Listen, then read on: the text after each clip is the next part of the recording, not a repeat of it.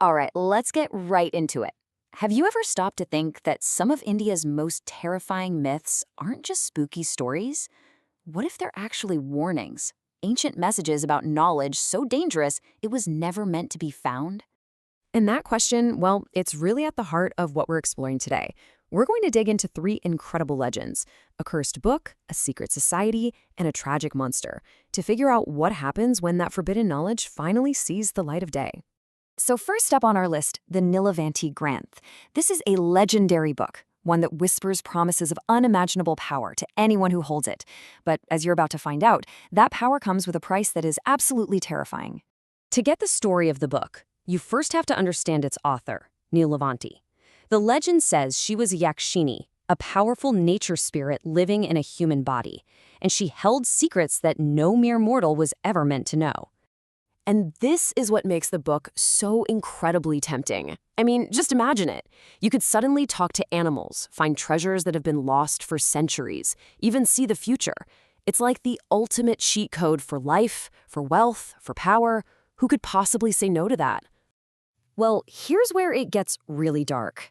Because for every amazing gift the book gave you, it took something horrifying in return. Sure, you can talk to animals, but now you're forced to hear all of their pain, all the time. You can find riches, but that just puts a giant target on your back for every greedy person out there. And the real kicker? If you try to use its power for selfish reasons, the book will literally drive you insane or just flat out kill you. So you have to ask, why would anyone create something so dangerous? Well, the story goes that Nilavanti was tricked. Her lover, who was secretly a demonic entity called a Pishak, conned her into writing down all of her secrets. When she realized she'd been betrayed, she put this curse on her own work. It was her way of making sure that only someone with a pure heart could ever use her knowledge, and anyone else would face a very, very bad end. Okay, so let's move on to our next story. We've seen knowledge that tempts you into destroying yourself, but what about knowledge that could destroy the entire world? This is the legend of a secret society created to protect us from ourselves, the 9 Unknown Men. This all kicks off more than 2,000 years ago. The great Emperor Ashoka witnessed the Kalinga War, a battle so bloody it killed over 100,000 people, and it changed him. He realized that the human mind could create weapons and ideas far deadlier than any sword. So he decided that some knowledge was just too dangerous for people to have. So what does he do? He gets together the 9 smartest people in all of India.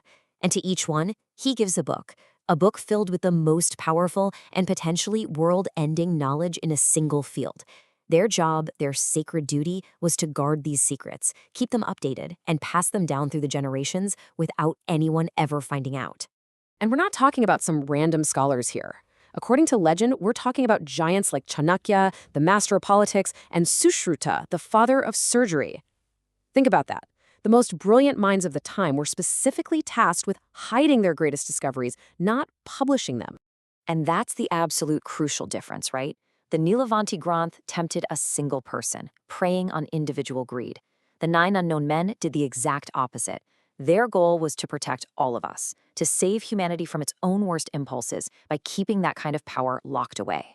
For our final story, we're going to jump from ancient India to ancient Greece for a myth you probably know, but seen from a totally different perspective. This isn't about seeking power or guarding it. This is about what happens when terrible power is forced upon you as a curse. I'm talking, of course, about the tragedy of Medusa. We all know the version from the movies, right? Medusa, the monster, the terrifying creature with snakes for hair and a look that can turn you to solid rock. She's the villain you have to go slay. But what if that whole story is, well, wrong? What if the true horror of her tale isn't what she became, but what was done to her? The original stories paint a much, much sadder picture. You see, Medusa was once a beautiful young priestess, completely devoted to the goddess Athena.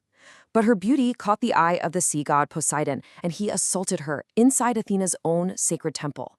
And in this twisted, cruel act of divine injustice, Athena didn't punish Poseidon. No, she unleashed all of her rage on Medusa, the victim. And this is where the tragedy just gets so much worse. Athena's curse was unbelievably cruel. It twisted Medusa's beauty into a weapon, turning her hair into snakes and her gaze into stone. She was cast out, feared by everyone and completely alone. And then, in the final insult, warriors started hunting her, not just to kill a monster, but to cut off her head and use its deadly power for themselves. Her own suffering was turned into a weapon. So, okay, a cursed book, a secret society, and a tragic monster. After looking at all three, what's the connection? What's the timeless warning that links these stories together? It turns out each one is a really powerful cautionary tale about power itself.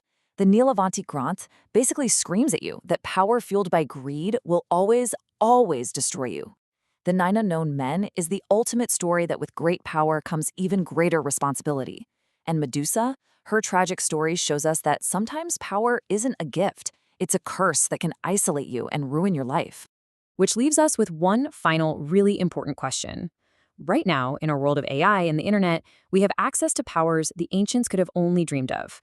As we keep unlocking more and more of the world's secrets, are we actually paying attention to the warnings these old stories have been trying to tell us for thousands of years?